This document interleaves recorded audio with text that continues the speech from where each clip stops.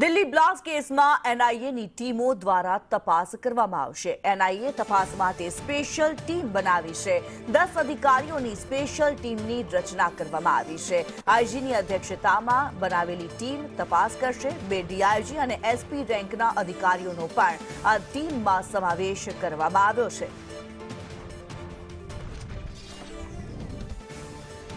दिल्ली थी अजय यादव हमारी साथ लाइव जुड़ाया है। अजय, दिल्ली ब्लास्ट को लेकर क्या जांच चल रही है, किस प्रकार से जांच चल रही है, जानना चाहेंगे।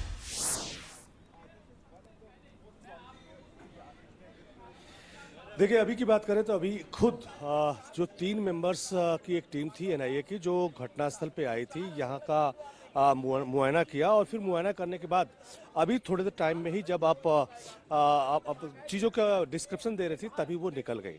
और खास करके पहले ये क्राइम ब्रांच को पूरी जांच सौंपी गई थी, लेकिन जब से गृह मंत्री अमित शाह के साथ कल ये बैठक हुई उसके बाद ये पूरी जांच जो है एनआईए को सौंप दी गई है। अब एनआईए इस मामले में तफ्तीश कर रही है।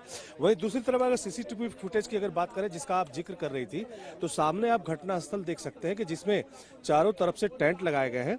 दरअसल उसी के ठीक सामने जो मेट्रो नंबर 1 का जो गेट है, वहां पर ढेर सारी इलेक्ट्रिक मार्केट की जो दुकानें हैं, उन्हीं दुकानों का जो सीसीटीवी फुटेज है वो उसमें दिखाई दे रहा है। उसमें साफ तौर पे देखने को मिल रहा है कि जिस सड़क पे अभी हम लोग खड़े हैं ये पूरी तौर पे रन करते हुए दिखाई दे रही थी। यहाँ पे न सिर्फ आम लोगों की भीड़ थी बल्कि गाड़ियां भी काफी स्लो मोशन में चल रही थी। और उसी वक्त धमाका होता है। धमाके के बाद जो सीसीटीवी है फुटेज है या कह सकते जो फंक्शन करना है वो बंद कर देता है। वहीं तीसरी तरफ अगर बात करें तो इस मामले को लेकर के देश भर में अलग अलग हिस्सों में न सिर्फ अलग अलग राज्यों की जो पुलिस है उसके द्वारा छापेमारी की जा रही है, बल्कि एनआईए भी जो लोग पहले से धरपकड़ की गई थी उनको दिल्ली लाने की प्रक्रिया एक तरह से शुरू हुई है और उनसे भी पूछताछ की प्रक्रिया शुरू की जाएगी। उसमें महत्वपूर्ण बात यह है कि 3 से 4 मेंबर्स ऐसे हैं जिन पे कहीं न कहीं पूरे देश भर की नजरें लगी हुई है और जांच एजेंसियों की भी नजर उन्हीं पे है। उसमें एक है डॉक्टर मुजम्मिल, जिनके बारे में कहा जा रहा है कि ये जो पूरा इंसिडेंट हुआ है उसका जो है पूरा एपिक जो सेंटर है या कह सकते हैं मेन सेंटर जो था वो हरियाणा का फरीदाबाद ही था। डॉक्टर मुजम्मिल के बारे में कहा जा रहा है कि वो इस पूरे इंसिडेंट से पहले दिल्ली कई बार आए थे, कई इलाकों की उन्होंने रेकी की थी, कई इलाकों के उन्होंने वीडियो बनाए थे और उन्हीं वीडियो को लेकर के या उसी जो दिल्ली में उनका जो उसका टाइम गुजरा था उस सब को लेकर के एनआईए की तरफ से पूछताछ की जा रही है।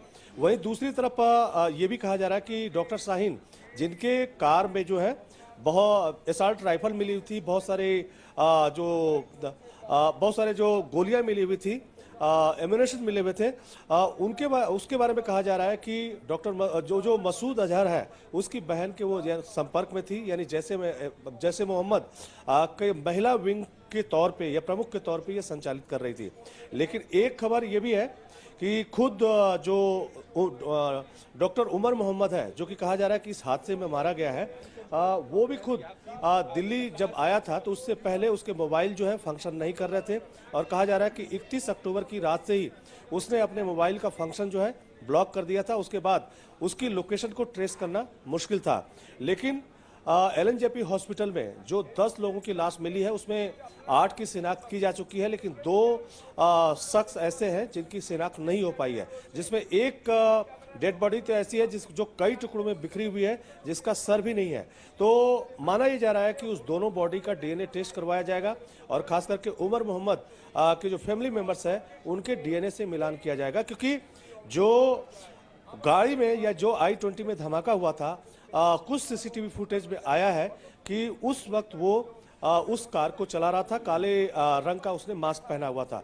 तो पहले तो डीएनए पे सबकी नजरें होंगी और साथ ही साथ जो डॉक्टर मुजम्मिल है या फरीदाबाद का वो सेंटर जहां से कह सकते हैं कि इस पूरी आतंकवादी गतिविधि का संचालन होता हुआ दिखाई दे रहा था, वो और कितने बड़े लेवल पे फंक्शन किया या किस तरह से देश को आतंकवादी जकड़न में जकड़ने की कोशिश थी, उन सब सारी चीज़ों की जांच पड़ताल के बाद बात सामने आएगी। लेकिन फिलहाल जो है यही है कि सबसे पहला जो लोगों की नज़र है कि जो 2 डेड बॉडी बची हुई है उसमें क्या वास्तव में डॉक्टर उमर मोहम्मद है या नहीं है, इस पे नजरें हैं। और साथ ही साथ एनआईए की जो जांच है किस दिशा में जाएगी, स्पेशली जो है फरीदाबाद का जो एपिक सेंटर है वहां से क्या कुछ निकलता है उस पर भी पूरे देश भर की नजरें हैं।